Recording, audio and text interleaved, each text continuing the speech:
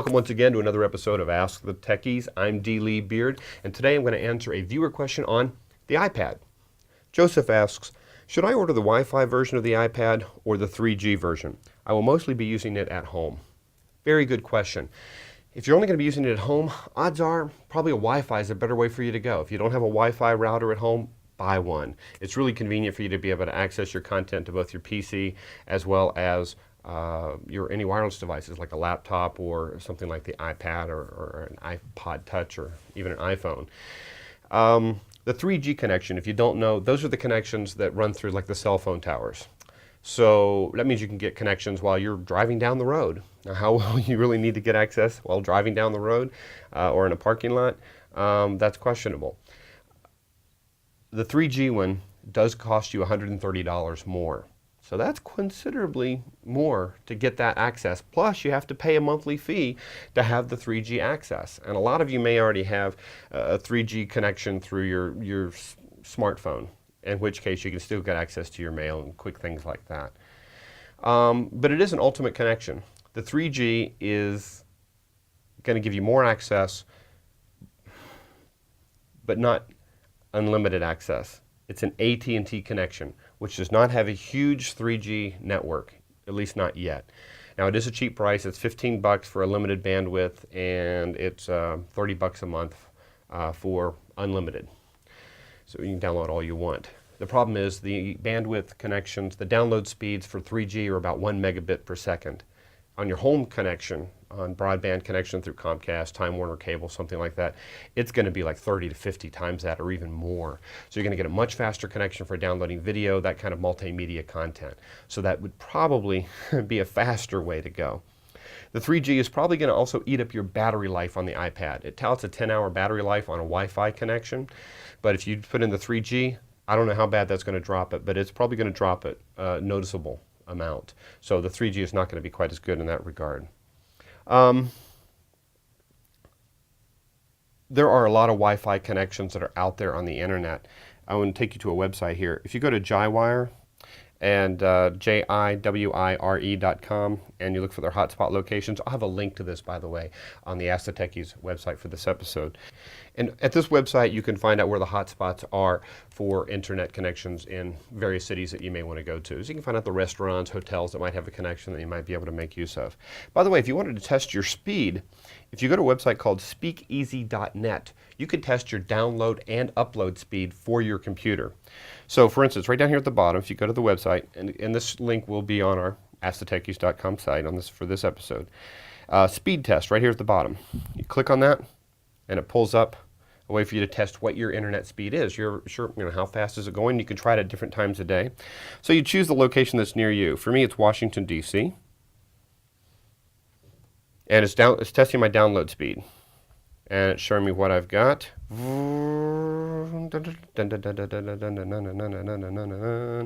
it pops it up, and then it does another one for upload speed to see how fast the speed you have actually uploading files to the internet, which is usually much, much slower than what you get for download speed. And it'll give you the results there, and that can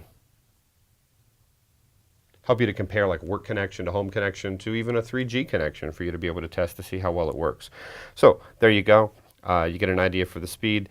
My download speed is twice as fast as my upload speed, and so that gives you a little bit of point of comparison for how well your connection is compared to other people in other neighborhoods or other internet service providers. So that might be helpful to you. Now, one other thing about the iPad that I should point out, although this isn't something that you asked directly, is about which gigabyte size to get. It depends on how much content you're going to have, and multimedia is going to eat up content. If you're planning on storing a whole bunch of video files on here, a bunch of movies you're going to buy off iTunes, or a bunch of video podcasts like that Ask the Techies show, then you're going to want more gigabytes of storage space. Quite honestly, 16 gigabytes is a lot. One of my episodes is probably going to take you about 100 to 200 megabytes per episode, and that's in high definition. So you might want to go for a larger one if you're going to download a lot of video. But the reality is you can sync this with your PC or Mac and just sync the most recent episode that you haven't watched. And that frees you up. But if you're going to use this as a primary downloading of video content, you might want to consider the 32 gigabyte model. The 32 gigabyte will offer you a little bit more storage space to fit more content, more applications, things like that. Oftentimes when you buy stuff, the middle one is the sweet spot. But I tend to think in this case 16 gigabytes is sufficient. You deal with the $4.99 and you apply that extra $100 to get the other accessories that they have for the iPad. And one of the accessories I do recommend, and here we go. Here's the accessories. Here's some accessories they have. If you're wanting to do a lot of typing on here, to use this as a main thing to type in emails and stuff like that, and to recharge it, this dock is kind of nice for the keyboard. It's going to cost you about $69 in order to get that keyboard dock, but that is pretty handy. And the one thing I do view as a requirement, a necessity, is this device right here, this little case. This is just like you would have for a notepad, something to hold it in. It will protect your iPad, give you a nice cushion, and it as well will allow you to prop it up in different shapes so that it can stand out, because it will get kind of tiring holding it while you're trying to watch a movie. And this way, if you take it with you, let's say to a restaurant, and you want to watch a video podcast of Ask the Techies or watch Star Trek, you can just prop it up there in front of you and watch it. Pop in your headphones, and you don't have to keep holding it while you're doing it. So this is a way for you to consume content. As well as typing using the on-screen keyboard, you can flip it downward where you can type at an angle about like this display is that I have right here. So it's angled a little bit, make it a little bit more comfortable to use. So which one should you get, the Wi-Fi or the 3G? I think it's pretty clear the Wi-Fi is ideal. The 3G is only needed if you're very mobile or you have a lot of money that you just want to blow for that occasional time that you want to get it. It does give you that additional connection. If you're always on the go, you're always on trains where you may not have Wi-Fi connections, you want to be able to access content, always flying, that would be very nice feature for you. All right? So if you're a traveler, 3G. If you're not a big traveler, Wi-Fi.